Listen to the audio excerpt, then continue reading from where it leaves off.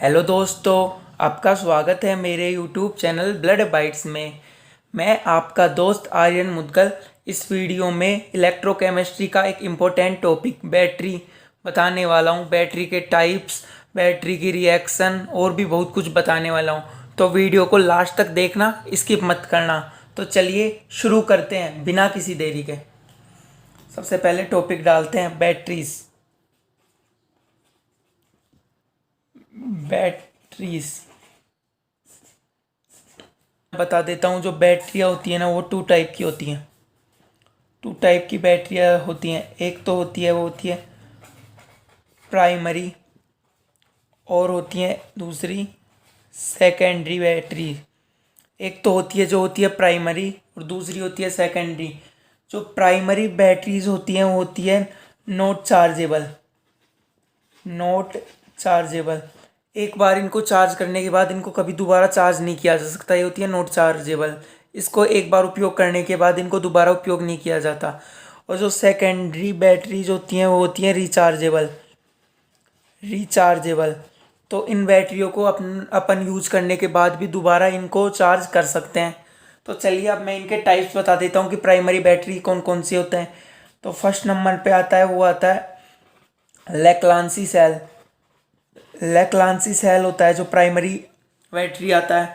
और दूसरे नंबर पे आता है जो होता है मर्क्यूरी सेल। मर्क्यूरी सेल वो भी प्राइमरी बैटरी होती है, इसलिए ये नॉट चार्जेबल होती है। इनको दोबारा चार्ज नहीं किया जा सकता।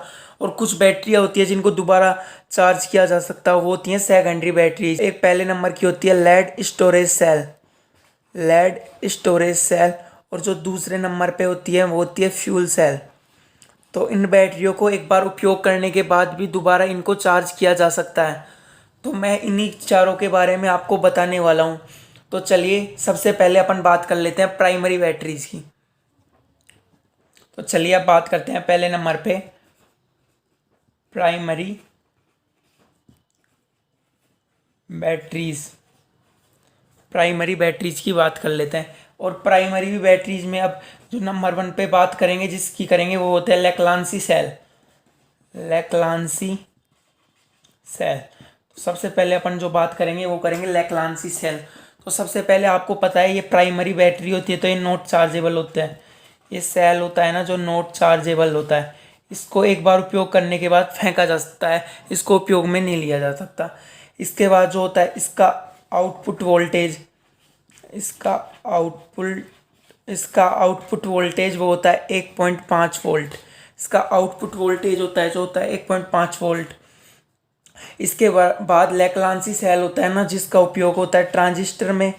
ट्रांजिस्टर में इसका उपयोग किया जाता है। और इसका उपयोग क्लॉक्स में और वह ट्रांजिस्टर में लेक्लांसी सेल का उपयोग किया जाता है। सबसे पहले तो इसको चार्ज नहीं किया जा सकता है, नॉन चार्जेबल होती है। इसका आउटपुट वोल्टेज प्राप्त होता है वो होता है 1.5 वोल्ट।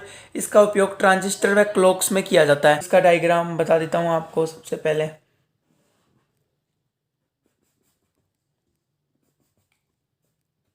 कुछ इस प्रकार से हो गया। ये यहाँ पर ग्रेफाइट की छड़ हो गई। इधर यहाँ पर ये हो गया।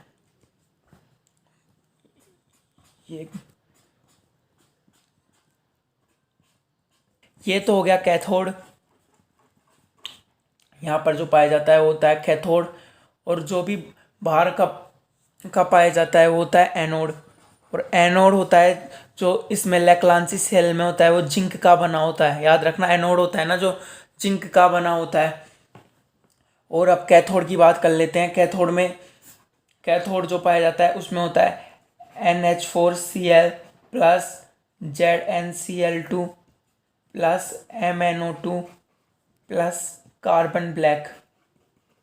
ये चारों होते हैं जो कैथोड पर पाए जाते हैं। NH4Cl, क्योंकि ये जो बाहर का आवरण, ये जो अंदर पाया जाता है वो कैथोड होता है। तो NH4Cl, ZnCl2, MnO2 please MnO2 व कार्बन ब्लैक जो पूरा पाया जाता है वो कैथोड पर पाया जाता है। तो चलिए अब आपको मैं इनकी रिएक्शन बता देता हूँ। सबसे पहले तो अपन रिएक्शन देख लेते हैं, वो देख लेते हैं एनोड पर। एनोड पर जो रिएक्शन होती है, एनोड आपको मैंने बताया जो भारी आवरण होता है वो एनोड का पाया जाता है, तो यहाँ पर जिंक पाया जाता है। आप सभी को पता है एनोड में ऑक्सीकरण होता है, वह लूज ऑफ इलेक्ट्रॉन होता है, तो एनोड की ये रिएक्शन हो गई। तो चलिए अब इसके बाद मैं आपको कैथोड की रिएक्शन भी बता देता हूँ। कैथोड की रिएक्शन होती है, मैंने आपको बताया कि जो कैथोड होता है वो अंदर का पाया जाता है, ग्रेफाइट की छड़ होती है वो भी कैथोड की होती है। तो चलिए अब इसकी अभिक्रिया बता देता हूँ मैं। MnO2 मैग्नीज ऑक्साइड की अभिक्रिया NH4+, तो इन दोनों से की जाती है, तो MnOOH ये प्राप्त होता है, वह NH3 गैस बाहर निकलती है। एक अभिक्रिया तो ये होती है कैथोड पर MnO2 की NH4+ से, तो ये MnOOH प्राप्त होता है, वह NH3 गैस। और जो दूसरी अभिक्रिया होती है वो Zn+2 होता है, ये वाला। इसकी अभिक्रिया जो होती है वो NH3 से होती है, तो इसके बाद जो अपने को प्राप्त होता है वह कॉम्प्लेक्स प्राप्त होता है, ZnNH3 का कॉम्प्लेक्स प्राप्त हो जाता है। तो आपको ये सेल समझ में आ गया होगा, इसका स्क्रीनशॉट ले लो, आपको आसानी होगी। तो दूसरा सेल आता है वो आता है मर्क्यूरी सेल। सेकंड नंबर पे जो सेल की बात करेंगे वो होता है मर्क्यूरी सेल।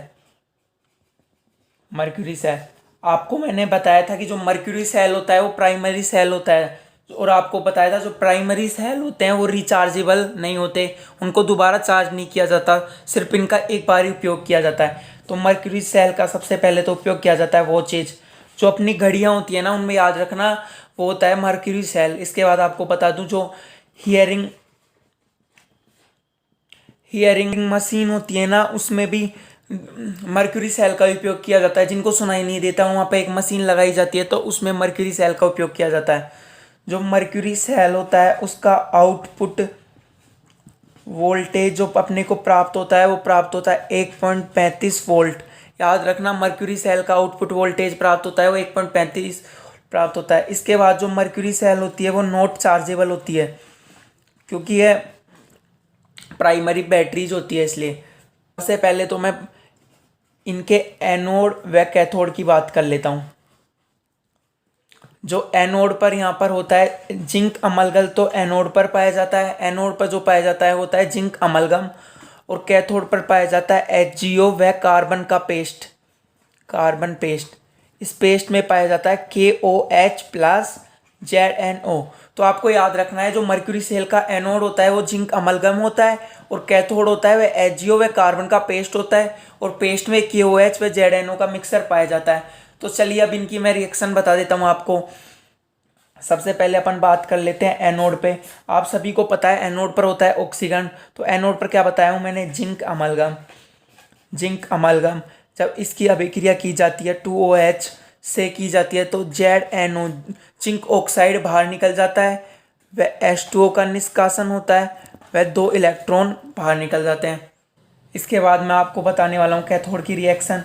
तो कैथोड पर जो रिएक्शन होती है वो HgO की अभिक्रिया 2 इलेक्ट्रॉन के साथ की जाती है, क्योंकि आपको पता है जो कैथोड होता है उसमें गेन ऑफ इलेक्ट्रॉन होता है, H2O के साथ की जाती है, तो यहाँ पर जो प्राप्त होता है Hg लिक्विड प्राप्त होता है, वह 2OH- बाहर निकलता है। तो अब इनकी नेट अभिक्रिया आपको मैं बता देता हूँ। H2O से H2O कट गया, 2OH से 2OH कट गया, तो जो यहाँ पे आपको अभिक्रिया प्राप्त होती है zinc amalgam plus HgO, 2 electron से 2 इलेक्ट्रॉन कट गया, तो ZnO प्लस Hg लिक्विड, ये अपने को नेट रिएक्शन प्राप्त होती है। तो इसी प्रकार से आपका प्राइमरी सेल खत्म हो गया। तो चलिए अब बात कर लेते हैं सेकेंडरी सेल की। अब बात कर लेते हैं सेकेंडरी सेल ओब्लिक बैटरियाँ। तो अपन अब सेकेंडरी सेल की बात कर लेते हैं। जो सेकेंडरी सेल होता है उसमें जो फर्स्ट नंबर पर आएगा वो आता है लेड स्टोरेज सेल। ये इम्पोर्टेंट सेल भी है, इसके क्वेश्चन तो शायद आ ही जाते हैं हर बार एग्जाम में। तो सबसे पहले तो आपको मैं इसमें बता देता हूँ एनोड कैथोड में कौन कौन से प्रोडक्ट होते हैं। सबसे पहले तो आपको जो पता होता है जो लेड स्टोरेज सेल होता है उसकी मैं आपको सेल निरूपण बताऊंगा। तो आपको सेल निरूपण तो पता ही होगा, इधर एनोड आता है, इधर कैथोड आता है, एनोड पॉजिटिव होता है, कैथोड नेगेटिव होता है। तो सबसे पहले आपको मैं बता दूं PbSO4, क्योंकि एनोड पर ऑक्सीकरण होता है तो ये एनोड पर होता है।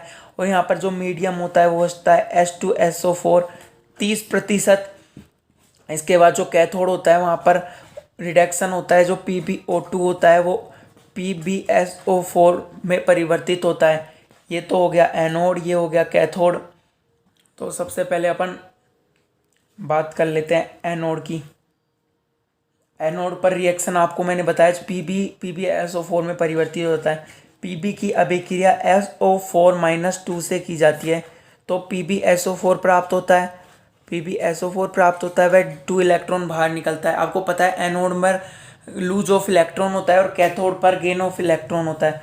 दूसरा होता है कैथोड। कैथोड में रिएक्शन होती है जो होता है SO4-2 plus PbO2 plus 2 electron जुड़ता है, वह 4 हाइड्रोजन भी जुड़ता है।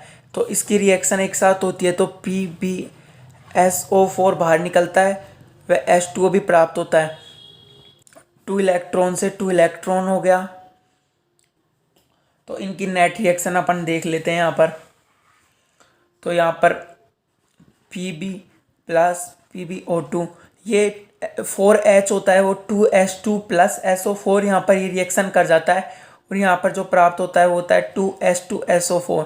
अब इसके बाद इधर की रिएक्शन देखते हैं। तो यहाँ पर जो 2PbSO4 प्राप्त होता है प्लस H2O प्राप्त होता है अपने को। तो ये लेड स्टोरेज सेल हो गया। एक बार आप इसकी स्क्रीनशॉट ले लो।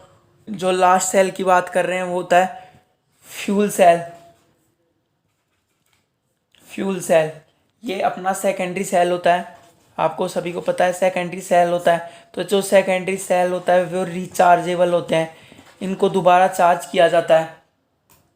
तो चलिए आपको मैं इसका भी डायग्राम बता दूं, थोड़ा समझ में आ जाएगा।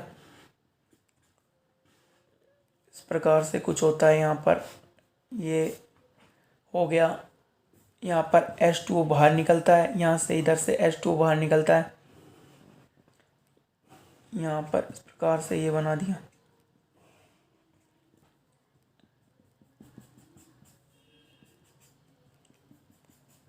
यहाँ पर तो चलिए ये आपका डायग्राम बन गया।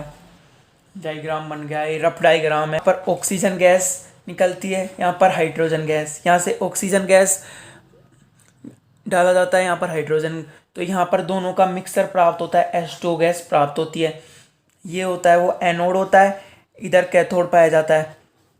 इधर की तरफ एनोड, इधर कैथोड। और जो ये स्प्रिंग सा होता है वो NaOH सोडियम हाइड्रोक्साइड पाया जाता है। तो चलिए अब आपको इनकी मैं रिएक्शन बता देता हूँ, एनोड व कैथोड की। सबसे पहले तो एनोड की देख लेते हैं। एनोड इधर की तरफ होता है, हाइड्रोजन की रिएक्शन 2OH से कराते हैं तो जल के 2 अणु बाहर निकलते हैं, वह 2 इलेक्ट्रॉन निकलते हैं क्योंकि यह अपना एनोड है। इसी प्रकार कैथोड में ऑक्सीजन रिएक्शन करता है। ऑक्सीजन का यहाँ पर एक अणु भाग लेगा, वो H2 के साथ रिएक्शन करता है तो OH- प्राप्त होता है। पर 2OH प्राप्त होता है तो यहाँ पर 2OH से 2OH कट गया, H2O से एक H2O कट गया तो एक H2O बचा। तो यहाँ पर हाइड्रोजन प्लस हाफ O2, तो इसकी रिएक्शन से H2O बाहर निकल गया तो ये अपने को प्राप्त हुआ। देखिए आप लोगों को ये वीडियो अच्छी लगी होगी। यदि आपने इससे पहले का टॉपिक कोलेर हाउस वाली वीडियो नहीं देखी है तो एक बार जाके देखें। आपको आई बटन पर क्लिक करना है और सीधा वहाँ पर जाना है। तो उम्मीद है कि आप लोगों को ये वीडियो अच्छी लगी होगी। यदि ये वीडियो अच्छी लगे तो लाइक कर देना, और जो भी कोई नया देख रहा है वो चाहे लाल वाले बटन पे अपना पेन फेंक के मारो या पेंसिल फेंक के मारो, बस क्लिक कर देना। दूसरों की हेल्प करते रहो। मिलते हैं नेक्स्ट वीडियो में। Bye, take care.